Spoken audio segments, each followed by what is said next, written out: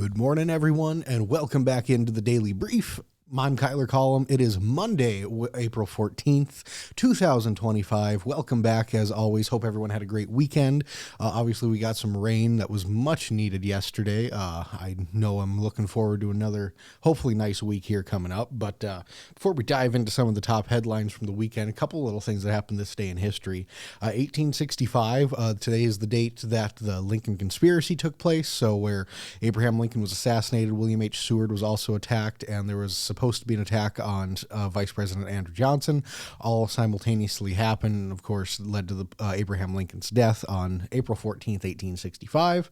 1912, this is the day that the Titanic hits an iceberg and would eventually go on to sink. So unfortunately, that maiden voyage didn't last too long.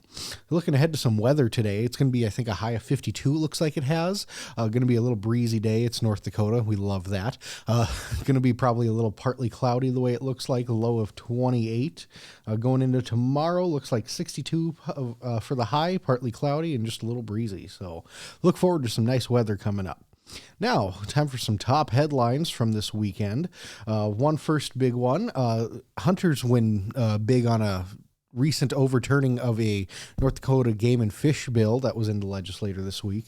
North Dakota hunters gained a major legislative victory this week as lawmakers passed a bill overriding a state game and fish department policy that restricted certain controversial hunting practices, including baiting on private lands. The bill, championed by rural legislators and hunting advocacy groups, reflects growing tension between lawmakers and agency scientists over who should control wildlife policy.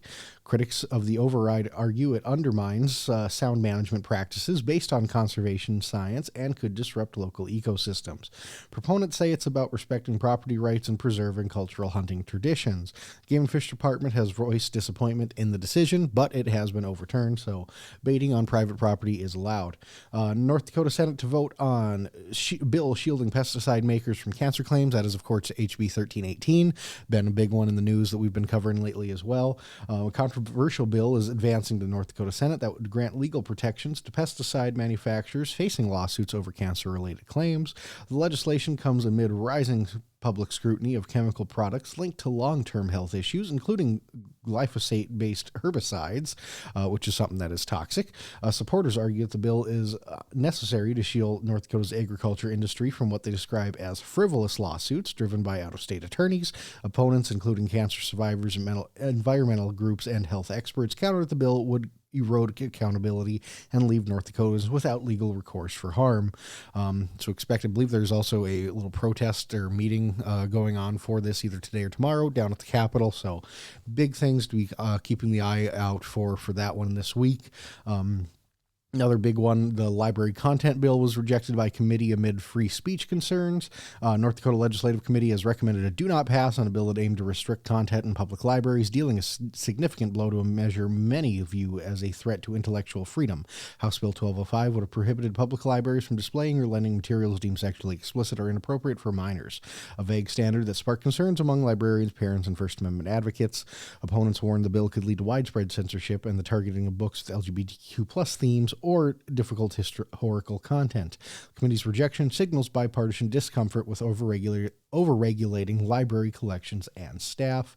I wrote a fun article over the weekend on dire wolves, which have recently been brought back due to genetic reconstruction of their genome. They have 4 of them that are out and about right now. There's a possibility that way down the line that they could be reintroduced into somewhere in North Dakota.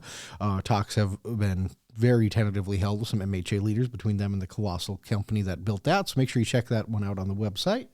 Another one, you probably saw some big grass fires erupt in North Dakota, injuring some firefighters and consuming thousands of acres.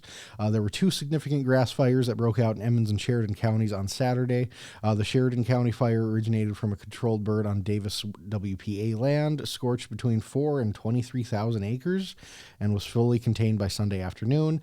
2 firefighters did sustain injuries, one requiring an airlift to Minneapolis. And in Emmons County, the fire spanned approximately 2 miles in width, destroying 13 14 hay bales, but causing no structural damage or civilian injuries. Multiple fire departments, along with the North Dakota National Guard, Forest Service, collaborated in firefighting efforts. Then, of course, Joe Skrzewski reached out over the weekend. Looks like he found out that Lisa Olson will not be running for mayor. So another bigger headline there that Joe dropped last night. I think she is endorsing Mark Jantzer as well, and make sure to keep your eyes open for any more big announcements on that front. Then a couple little national blips. Trump had his physical released over the weekend. Former President Donald Trump has been declared fully fit to serve by his physician following a recent physical exam. 78-year-old has lost 20 pounds since his last checkup in 2020 and now weighs 224 pounds with improved cholesterol levels. So Trump health-wise is doing fantastic. Then another bigger one that came out from Pennsylvania. There was an arson at the governor's mansion. Josh Shapiro, the governor, and his family were evacuated after an arsonist set fire to the governor's residence in Harrisburg, Pennsylvania. Suspect Cody Balmer was arrested and faces multiple charges, including attempted to murder and terrorism. So please, folks, don't burn down buildings. And then one other one, if you'd missed out, Rory McIlroy comes back after not winning a major in years and completes the career Grand Slam over the weekend by winning the Masters tournament. Really fun moment to watch after he had the first 5 wrapped up by 2014. He'd waited 11 years to finally get this victory at the Masters. So really fun thing to watch with him. He's only the 6th person in history to do so.